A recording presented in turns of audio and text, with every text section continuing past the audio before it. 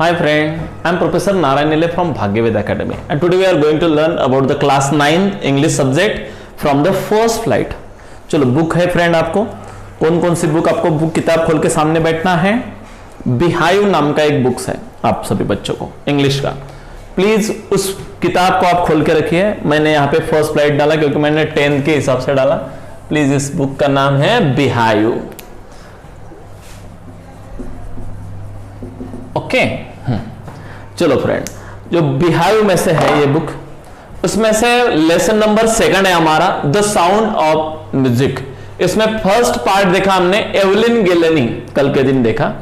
आज हम पार्ट 2 देखते हैं फ्रेंड, जिसका नाम है the shehnai of Bismillah Khan. Friend शायद आप लोगों ने शहनाई के बारे में सुना होगा। देखो first of all upon title के बारे में डिस्कस करते। शहनाई सुना है सब बच्चों ने, शहनाई कैसी होती। देखो शादियों में बजाते हैं लोग शहनाई, बराबर। तो ये देखो, ये मैं आपको पिक्चर दिखाता हूं, आप पेज नंबर निकालो आपका 21। इसमें देखो ये जो है ये शहनाई है। इस प्रकार से ऐसे लंबी रहती थी, फ्लूइड जैसी, लेकिन थोड़ा सा उसको जरा बड़ी रहती फ्लूइड से। इस प्रकार से ये है शहनाई। तो फ्रेंड ये शहनाई और बिस्मिल्लाह खान, इसका बहुत नजदीक का रिश्ता है। बिस्मिल्लाह खान बोले तो शहनाई की याद आती है, और शहनाई की याद आई तो बिस्मिल्लाह खान की याद आती है। मतलब वो दो एक दूसरे से एकदम रिलेटेड है। देखो फ्रेंड पास्ट में क्या था, पहले राज्य वगैरह लोग थे, किंग वगैरह, और वो अपने किंगडम में जब भी कुछ अच्छे काम करने लगते हैं तब शहनाई बजाने को बोलते थे। जब रिलीजियस वर्क करते थे, शुभ काम करते थे, तब शहनाई बजाते, या फिर मैरिज सेरेमनी होता था तो शहनाई वगैरह बजाते थे। तो शहनाई से क्या होता है, एक सुकून सी एटमॉस्फेयर क्रिएट होता और आदमी के माइंड एकदम पीसफुल मिलता है, एक शांति मिलती है शहनाई सुन के। तो इस प्रकार से फ्रेंड जब राजा को टेंस वगैरह आ जाता था, या कभी कभी जो वर्क से आता था तब वो एकदम टायर्ड हो जाता था, तो शहनाई उसे सुनाते थे और आदमी एकदम रिलेवेंट हो जाता था, ब्राइटन हो जाता था, और एक मतलब उसको एक चैतन्य आ जाता था। तो ये है फ्रेंड शहनाई बिस्मिल्लाह खान की। ये मैंने रिलेटेड टू द टाइटल पढ़ा।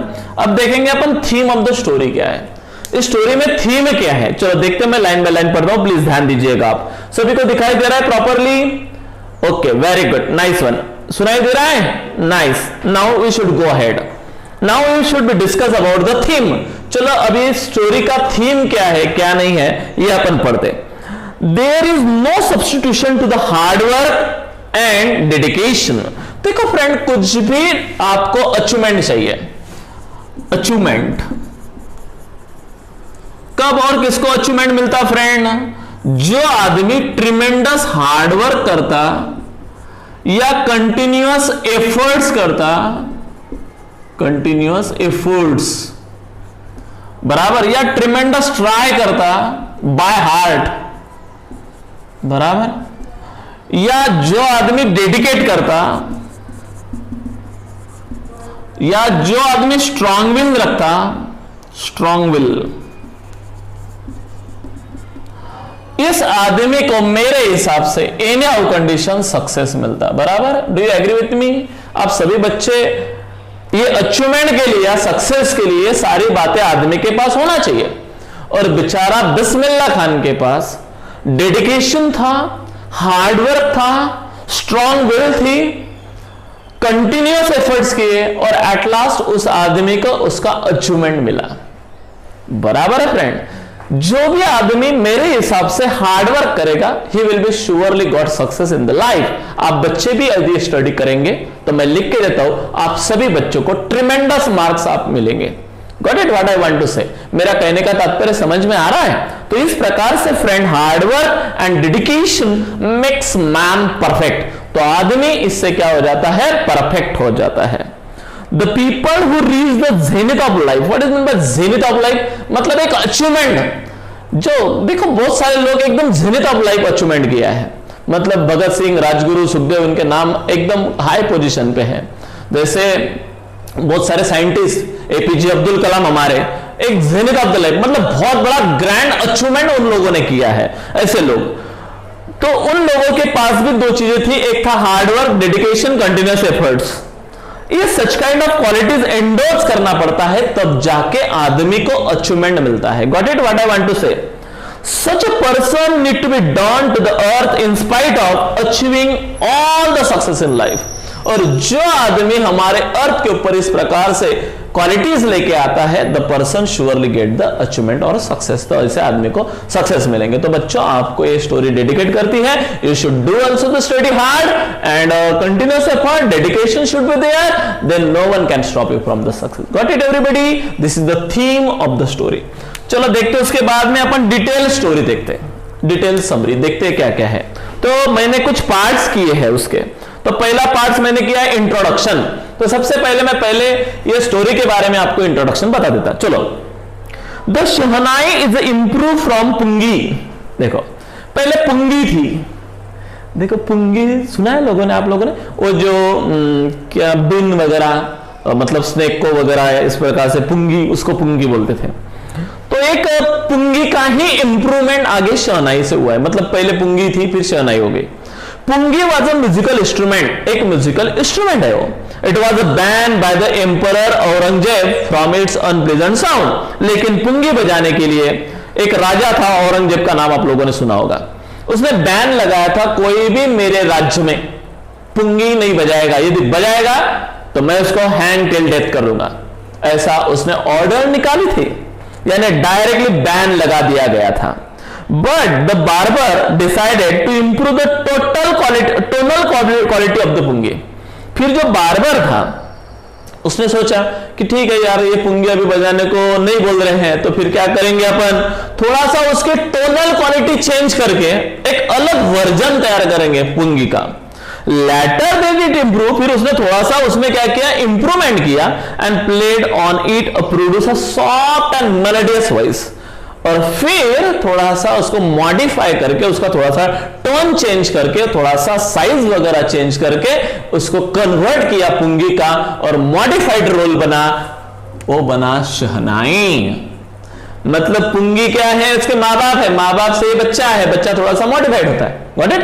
ऐसा ये इंट्रोडक्शन है हमारे शहनाई के बारे में। समझ में आया सबको?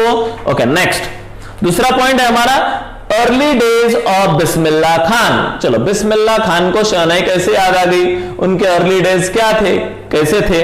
चलो देखते लाइन बाय लाइन। चलो देखते early days of Bismillah Khan. Bismillah Khan was born on 21 March 1916। कब हुआ उसका जन्म? 21 मार्च 1956 में इस आदमी का क्या हुआ, 1916 में इस आदमी का, बिस्मिल्लाह खान का क्या हुआ, जन्म हुआ। Okay, in the well known family of musician. उसकी फैमिली भी क्या थी, म्यूजिशियन थी। मतलब मैक्सिमम उसके फोर पेरेंट्स को भी इंटरेस्ट था संगीत में। His family lived in Bihar. कहां पे रहती थी उसकी फैमिली? बिहार में रहती थी। बिहार पता है आपको, राज्य, स्टेट है। ओके, बिहार, झारखंड नाम सुने होंगे आप लोगों ने। रसूल Bakhsh Khan was his grandfather। रसूल बख्श खान इसके ग्रैंड पेरेंट्स थे, फादर थे। And shehnai nawaz of Bhojpur kings court. और वो शहनाई बजाते थे भोजपुर किंग्स में, कोर्ट में। His father Paigambar Bakhsh was also a great shehnai player. देखो, उसके ग्रैंडफादर भी शहनाई बजाते थे, म्यूजिशियन थे। ओके, नवाब भोजपुर किंग कोर्ट में करते थे वो काम। उसके बाद में इसके पापा पैगंबर बख्श, ये भी शहनाई प्लेयर थे। इसका मतलब बिस्मिल्लाह खान ऐसे फैमिली में से है कि जिसने शहनाई से जन्म लिया था, ऐसा मतलब समझो उसकी फैमिली से।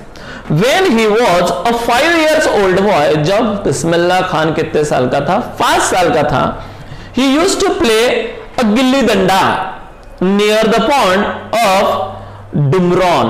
डुमरॉन नाम का एक वहां पे एक पॉन्ड था, उस पॉन्ड के पास में वो गिल्ली डंडा खेलता था। गिल्ली डंडा पता है आप बच्चों को? Okay. He often visited to the Biharji temple to sing. तो वो बिहारी जी टेम्पल था एक, वहां पे वो हमेशा क्या करता था, विजिट करता था।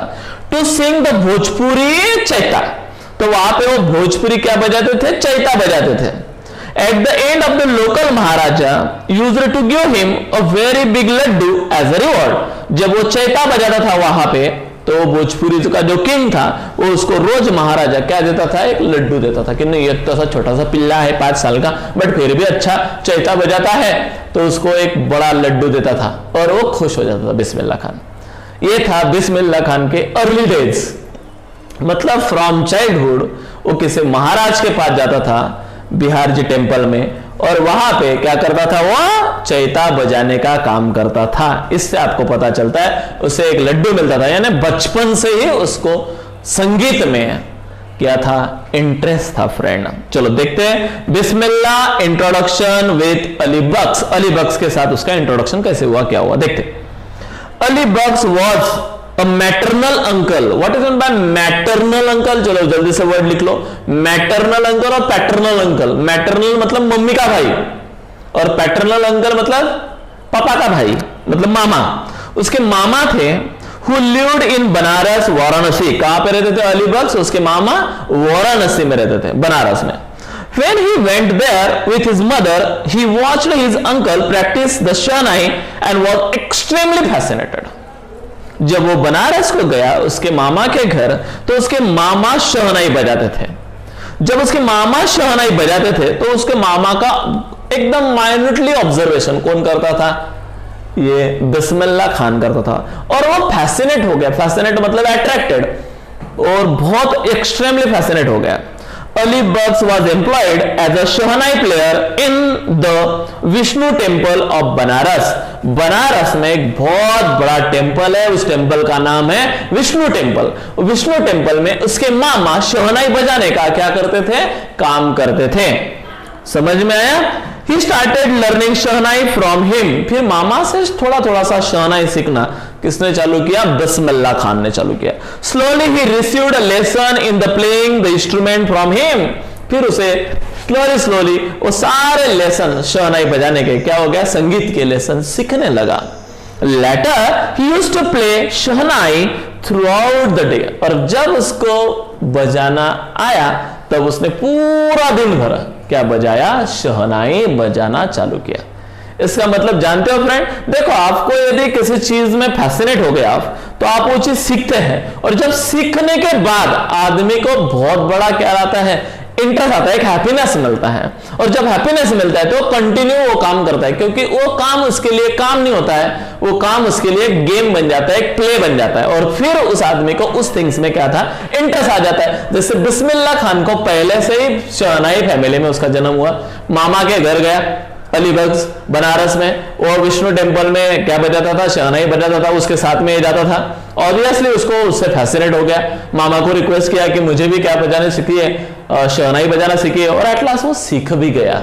और जब सीख गया तो उसको बहुत इंटरेस्ट आने लगा, तो घर में दिन भर वो क्या बजाता था, शहनाई बजाता था। जैसे हमको भी साइकिल चलाना आ गया तो हम दिन भर क्या करते, उस दिन जिस दिन आ गया उस दिन एक 8-10 दिन तो उसको रखेंगे नहीं, निकाला सुबह हो गया कि निकाला, शाम हो गई कि निकाला, दोपहर हो गई कि निकाला, स्कूल से आ गए कि निकाला, मतलब स्कूल तो वो साइकिल को 5 मिनट भी शांति नहीं रखता है।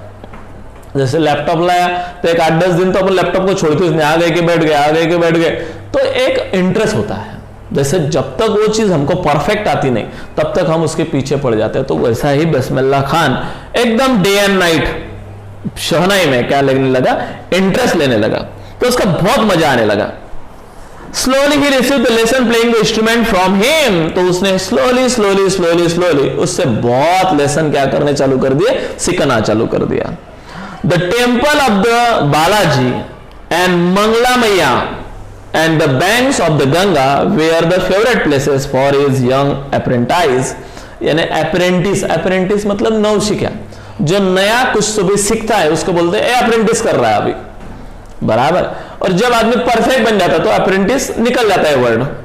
जैसे कोई पहले बीएड करते हैं हम लोग टीचर बनने के लिए, तो हमारे लिए बीएड क्या है, एक अप्रेंटिस कर रहे हैं हम, और फिर बाद में हम सर बन जाते हैं, तो फिर हमें अप्रेंटिस वर्ड नहीं बोलते, टीचर बोलते हैं। तो उसी प्रकार से ये अपने अप्रेंटिस कहां पे करता था, तो एक बालाजी टेम्पल था वहां पे जाके बजाता था, फिर वहां से किसने भगा दिया कि मंगला मैया के टेम्पल में आ जाता था, वहां पे बजाता था। फिर वहां से भी कोई बोला बस रहे चल निकले यहां से।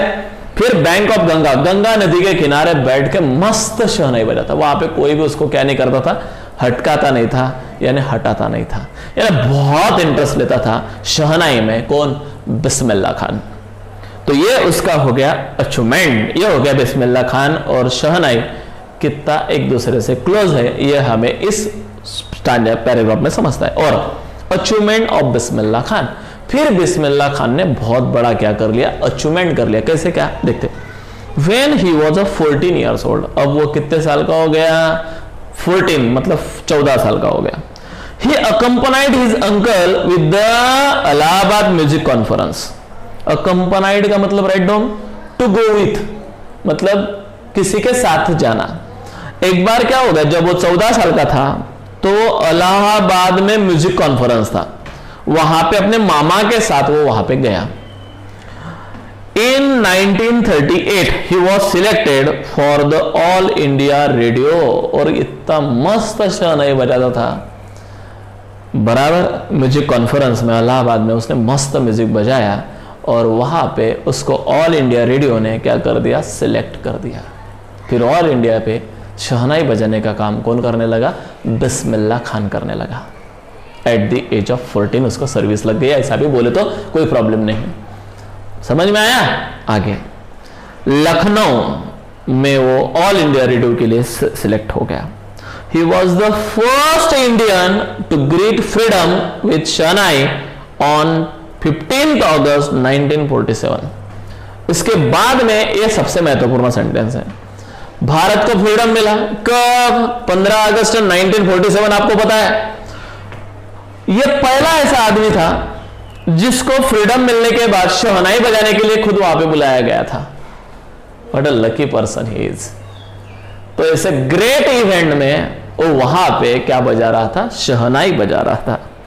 The king of Afghanistan was fascinated with his music. जब हमारा वो ऑर्गेनाइजेशन सेरेमनी चालू था वहां पे 1947 में 15 अगस्त में, तब बहुत ज्यादा कंट्रियों से कुछ मेहमान, क्या बोलते हैं उसको, सेलिब्रिटीज या ग्रेट पर्सनालिटीज जो अदर कंट्री से आए थे हमारा वो इनॉर्गेशन प्रोग्राम देखने के लिए, हमारा फ्रीडम का प्रोग्राम देखने के लिए। तो उसमें एक अफगानिस्तान का भी आदमी आया था, सेलिब्रिटी। और जब उसने वो सब देखा, वो शहनाई कैसे बजाता है, क्या बजाता है, एकदम फैसिनेट हो गया, यानी लड्डू हो गया वो किसके ऊपर, बिस्मिल्लाह खान के ऊपर। The film director Vijay Bhatt named a film after the instrument called गूंज उठी शहनाई। एक फिल्म डायरेक्टर था विजय भट्ट, वो तो इतना फैसिनेट हो चुका था इस इंस्ट्रूमेंट से, उसने तो इस इंस्ट्रूमेंट के ऊपर अपने फिल्म का नाम ही रख दिया, गूंज उठी शहनाई।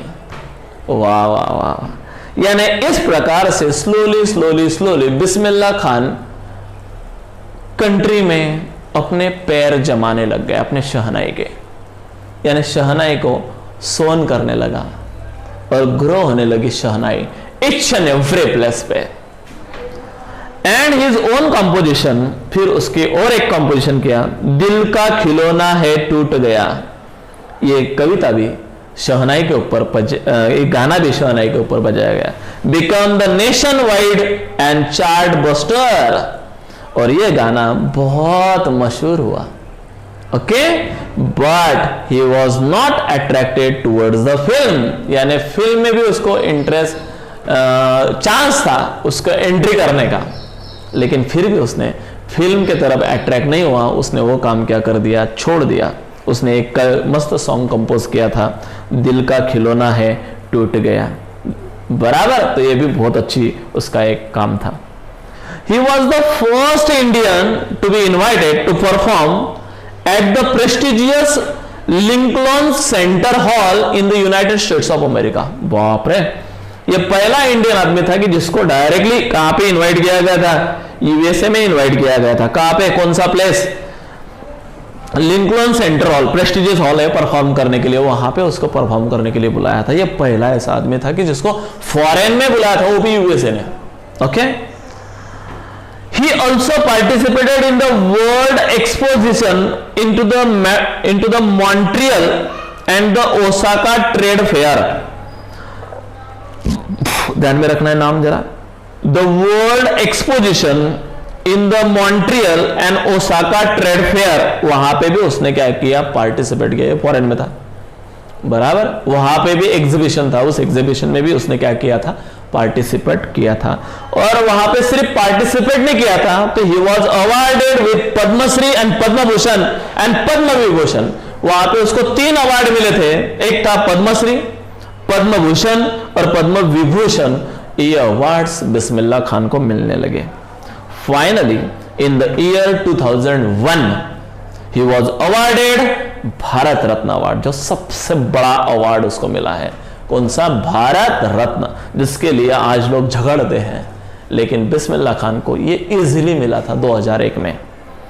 ऑन दिस ओकेजन, ये ओकेजन में he said, teach your children music, this is Hindustan richest tradition. और जब उसको ये अवार्ड मिला था, क्या भारत रत्न अवार्ड, उस अवार्ड के टाइम पे उसने स्टेज पे एक स्पीच दिया था, और उस स्पीच में एक लाइन उसने बोली थी, वो लाइन कोटेड करके यहां पे दिया है। लाइन ध्यान में रखिए, क्या कहा है? टीच योर चिल्ड्रेन, सब लोगों को कहा था कि अपने बच्चों को भी क्या करो, सिखाओ। क्या सिखाओ? संगीत। This is the Hindustan richest tradition, क्योंकि संगीत हमारा हिंदुस्तान का पारंपरिक चालू है, संस्कृति है। हमारे राजा, दादा, परदादा भी संगीत में क्या लेते थे? इंटरेस्ट लेते थे, ऐसा भी कहा गया। Got it? फिर लास्ट वाला पार्ट आता है हमारा, हिज लव फॉर कंट्री। फिर बिस्मिल्लाह खान को सिर्फ शहनाई, अवार्ड्स, रिवॉर्ड्स, अचीवमेंट, फिल्म, गाने बराबर, तो इसी में इंटरेस्ट था क्या? तो नहीं, उसको हमारे कंट्री के प्रति बहुत लव था, लगाव था, हमारे कंट्री को बहुत चाहता था बिस्मिल्लाह खान। चलो देखते कैसे। His love for the country, he had travelled all over the world, वो पूरे वर्ल्ड में ट्रैवल करके आ गया, इधर प्रोग्राम, उधर प्रोग्राम, उधर प्रोग्राम, रिच आदमी था एकदम, मस्त programme. Still he was greatly attached to the Banaras and Dumraon. Banaras में एक प्लेस है, डुमरॉन और बनारस, ये 2 प्लेस आज भी उसको बहुत अच्छे लगते हैं। ये बोलता है कि वर्ल्ड में ऐसे प्लेस ही नहीं, जो प्लेस मेरे बनारस में और डुमरॉन में है। He was unable to forget the sound made by the Ganga in Banaras. Banaras के जो गंगा बहती है उसका जो आवाज आता है, इट इज अ लाजवाब आवाज आता है। एंड मट्ठा ऑफ डुमरॉन, मतलब गंगा, बनारस में गंगा का आवाज और डुमरॉन का मट्ठा, माइंड ब्लोइंग। और हमारी बिस्मिल्लाह खान की शहनाई, ये तीनों चीजों हमारे इंडिया को बहुत ग्रेट बनाती है। ऐसा ओपिनियन किसका है? बिस्मिल्लाह खान का है। He had no desire to be settled in foreign countries। बहुत लोगों ने इसको क्वेश्चन भी पूछा कि क्या बिस्मिल्लाह खान आप इधर जा रहे हो, उधर जा रहे, फॉरेन में आप जाते हो, तो आपको फॉरेन में बसना है क्या? क्या इंडिया में ही रहना है? तो बोलता नहीं, मुझे कोई फॉरेन कंट्रीज में क्या नहीं है, इंटरेस्ट नहीं है। He was the perfect example of rich and cultural heritage of India। मुझे आज भी हमारा इंडिया बहुत अच्छा लगता है, क्योंकि उसकी कल्चर बहुत अच्छी है, रिच है, कल्चर अच्छी है, और आज हमारे इंडिया की संस्कृति नंबर 1 है। विचार अच्छे हैं, सोच अच्छी है, बिहेवियर अच्छा है, तो ये सारी बातें हमारे इंडिया की तरफ वो लव करता है, ये दिखाती है। उसे भारत के प्रति ट्रिमेंडस प्यार था। तो ये था फ्रेंड बिस्मिल्लाह खान का achievement. He was a perfect example of our rich culture.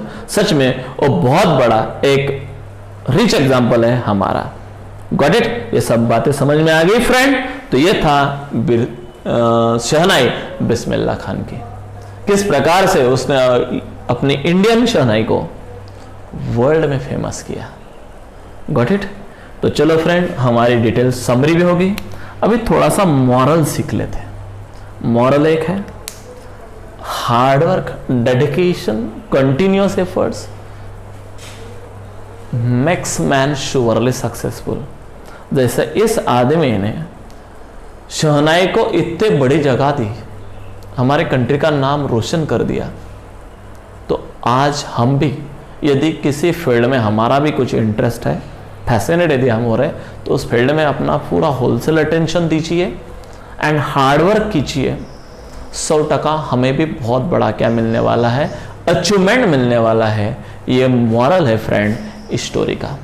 शायद आपको मेरी स्टोरी समझ में आई हो, और यदि आई हो तो प्लीज़ वहाँ पे लाइक का बटन है, दबाना जरूर भूलना नहीं है। और if you have any kind of problem regarding this lesson, तो ask me in my comment box, I will surely solve each and every problems of you.